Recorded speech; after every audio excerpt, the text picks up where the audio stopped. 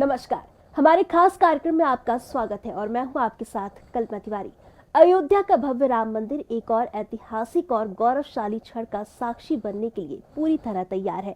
25 नवंबर को प्रधानमंत्री नरेंद्र मोदी राष्ट्रीय स्वयंसेवक संघ प्रमुख डॉक्टर मोहन भागवत की गरिमामयी उपस्थिति में मंदिर के 161 फीट ऊंचे शिखर पर दिव्य ध्वज फहराएंगे। यह अत्यंत महत्वपूर्ण और पवित्र अनुष्ठान दोपहर 12 बजे से 12:30 बजे के बीच शुभ अभिजीत मुहूर्त में संपन्न होगा, जिसे स्वयं भगवान राम का जन्म मुहूर्त भी माना जाता है। यह पर्व भारत की आस्था, संस्कृति और नवीनता के अद्भुत संगम का प्रतीक बनने जा रहा है। आइए देखते हैं रामलला की नगरी अयोध्या से ये खास रिपोर्ट।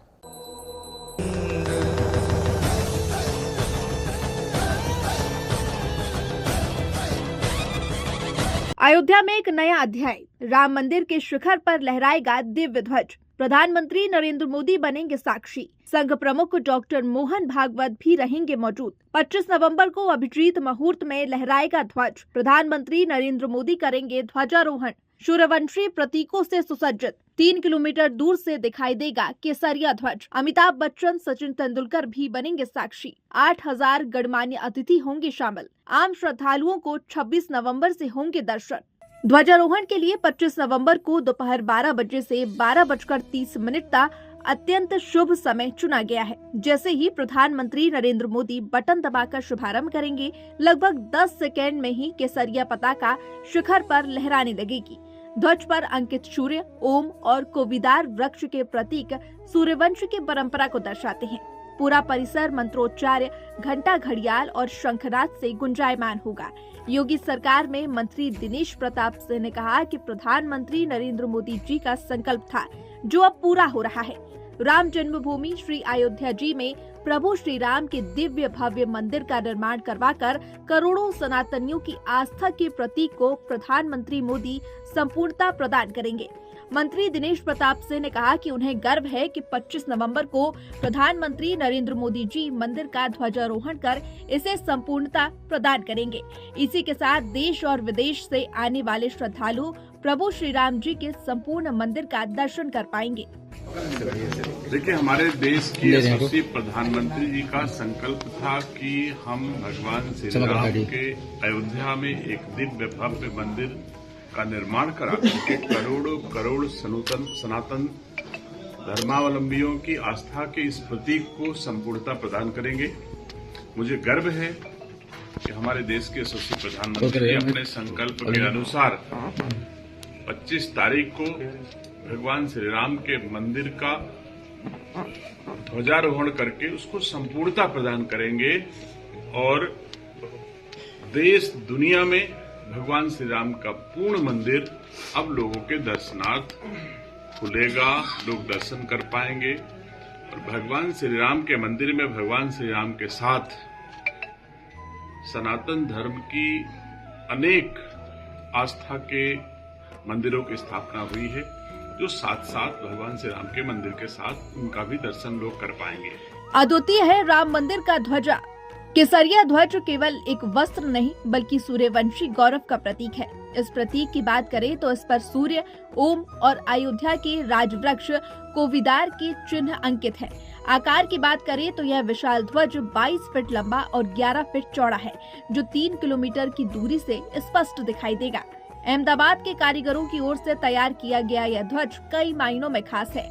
आकार और दृश्यता की बात करें तो ध्वज 22 फीट लंबा और 11 फीट चौड़ा है, जो 3 किलोमीटर दूर से दिखाई देगा। इसका निर्माण विशेष नायलॉन पैराशूट फैब्रिक से किया गया है, जो धूप, बारिश और तेज हवा का सामना कर सकता है। इस ध्वज को फहराने के लिए अत्याधुनिक ऑटोमेटिक फ्लैग होस्टिंग प्रणाली स्थापित की गई है, जिससे ध्वज को बिना किसी मानवीय हस्तक्षेप के उतारा और बदला जा सकेगा।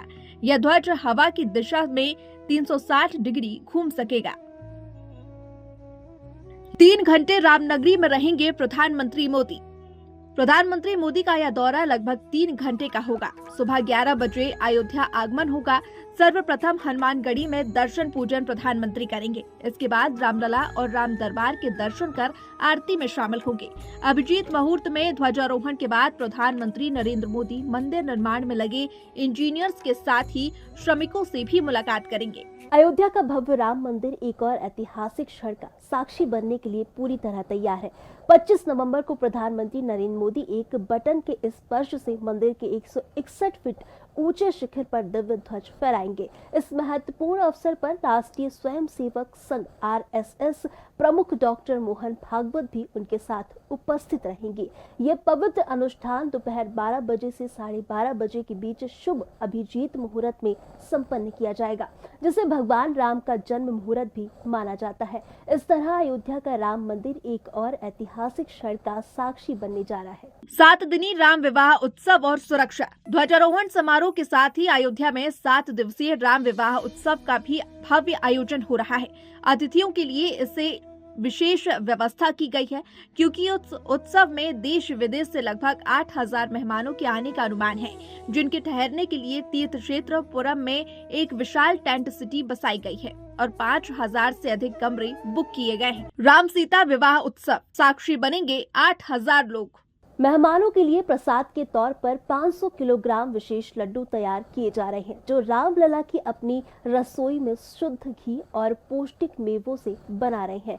राम मंदिर ट्रस्ट के अनुसार शिखर पर ध्वज स्थापित होने के बाद ही मंदिर को पूर्ण माना जाएगा और यह समारोह अयोध्या के लिए एक नए युग की शुरुआत का प्रतीक है। राम मंदिर पर ध्वज, आस्था, आधुनिकता, राष्ट्रीय भावना के संगम का क्षण। अयोध्या का राम मंदिर एक बार फिर देश की सामूहिक चेतना के केंद्र में है। 25 नवंबर को मंदिर के मुख्य शिखर पर धर्म ध्वज का आरोहण होगा, एक ऐसी रस्म जिसे मंदिर की पूर्णता का प्रतीक माना जाता है। प्रधानमंत्री नरेंद्र मोदी द्वारा निर्धारित अभिजीत मुहूर्त में ध्वज फहराया जाएगा। यह केवल धार्मिक उत्सव नहीं है, यह भारत की सांस्कृतिक परंपरा, आधुनिक तकनीक और राजनीतिक संदेश तीनों का संगम है। इस आयोजन की गहराई को समझना आवश्यक है। ध्वज का धार्मिक अर्थ, मंदिर की पूर्णता का अंतिम चरण। भारतीय परंपरा में किसी भी देवालय के शिखर पर ध्वज चढ़ाना उसकी स्थापना प्रक्रिया का निर्णायक चरण माना जाता है। राम मंदिर के संदर्भ में यह अर्थ और गहरा हो जाता है, क्योंकि यह मंदिर दर्शकों की कानूनी, सामाजिक और राजनीतिक यात्रा का परिणाम है। ध्वज का अभिजीत मुहूर्त से जुड़ा होना भी महत्वपूर्ण है। यह वही समय माना जाता है जब भगवान राम का जन्म हुआ था। इस प्रकार ध्वजारोहण को राम मंदिर की आध्यात्मिक पूर्णता का क्षण कहा जा सकता है। ध्वज पर बने चिन्ह सूर्य, ओम और कोविदार वृक्ष रामायण कालीन परंपराओं और सूर्यवंशियों शास्त्रों का प्रतिनिधित्व करते हैं। यह न केवल धार्मिक पहचान बल्कि सांस्कृतिक स्मृति को भी पुनर्जीवित करता है। तकनीक और परंपरा का मेल। अक्सर धार्मिक आयोजन पारंपरिक विधि विधान तक सीमित माने जाते हैं, परंतु इस आयोजन में तकनीक के प्रयोग ने एक नई दिशा दिखाई है। मंदिर में स्थापित ऑटोमेटिक फ्लैग होस्टिंग सिस्टम आधुनिकता का प्रतीक है, जो सुरक्षा और सुविधा के दृष्टिकोण से महत्वपूर्ण है। ध्वज को बदलने या नीचे लाने के लिए पुजारियों को शिखर पर नहीं चढ़ना पड़ेगा। यह धार्मिक परंपरा को आधुनिक इंजीनियरिंग की सहायता से सुरक्षित बनाने का उदाहरण है।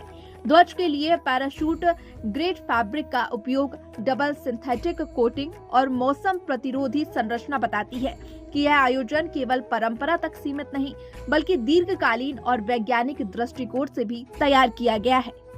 राजनीतिक संकेत और जन भावना। यह तथ्य छुपा नहीं है कि राम मंदिर भारतीय राजनीति के केंद्र में दशकों से रहा है। इस आयोजन में प्रधानमंत्री की मौजूदगी स्वाभाविक है, क्योंकि उन्होंने प्राण प्रतिष्ठा से अब तक राम मंदिर परियोजना को अपने सांस्कृतिक और राजनीतिक संकल्प का हिस्सा बनाया है। हालांकि संपादकीय दृष्टिकोण से यह याद रखना आवश्यक है कि यह आयोजन केवल राजनीतिक नहीं बल्कि व्यापक सामाजिक भावनाओं का भी दर्पण है। शिलान्यास से लेकर प्राण प्रतिष्ठा और अब ध्वजारोहण, इन सभी चरणों ने करोड़ों लोगों की भावनाओं को आंदोलित किया है। अयोध्या की इस घड़ी को भारत की सांस्कृतिक एकाग्रता की अभिव्यक्ति के रूप में भी देखा जा सकता है। LED स्क्रीन, कैनोपी, प्रसाद वितरण, सुरक्षा व्यवस्था, ये सब दिखाते हैं कि अयोध्या सिर्फ पूजा का स्थल नहीं बल्कि एक सांस्कृतिक सिटी के रूप में विकसित हो रही है। यह स्थानीय अर्थव्यवस्था, रोजगार और सांस्कृतिक स्मृति सभी पर सकारात्मक प्रभाव डालता है। राम मंदिर पर 25 नवंबर को फहरने वाला ध्वज केवल कपड़े का टुकड़ा नहीं है, यह इतिहास के घावों से निकलकर सांस्कृतिक आत्मविश्वास में बदलती एक सभ्यता का प्रतीक है। यह आयोजन बताता है कि परंपरा और आधुनिकता टकराव नहीं बल्कि एक साथ चल सकती है। अयोध्या आज केवल एक शहर नहीं, एक भाव, एक स्मृति और एक नए अध्याय का उद्घोष बन गई है। तो 25 नवंबर को अयोध्या के राम मंदिर के शिखर पर फहराने वाला यह केसरिया ध्वज महज एक कपड़े का टुकड़ा नहीं, यह सदियों के समर्पण और प्रतीक्षा के बाद सांस्कृतिक आत्मविश्वास में बदलती एक सभ्यता का जीवंत प्रतीक होगा। यह आयोजन बताता है कि हमारी परंपरा और आधुनिकता न केवल एक साथ चल सकती है बल्कि एक दूसरे को और सशक्त भी कर सकती है। अयोध्या आज केवल एक शहर नहीं बल्कि एक भाव, एक स्मृति और भारत के एक नए सशक्त और गौरवशाली अध्याय का उद्घोष बन गई है। फिलहाल के इस कार्यक्रम में इतना ही। मुझे दीजिए इजाजत। नमस्कार।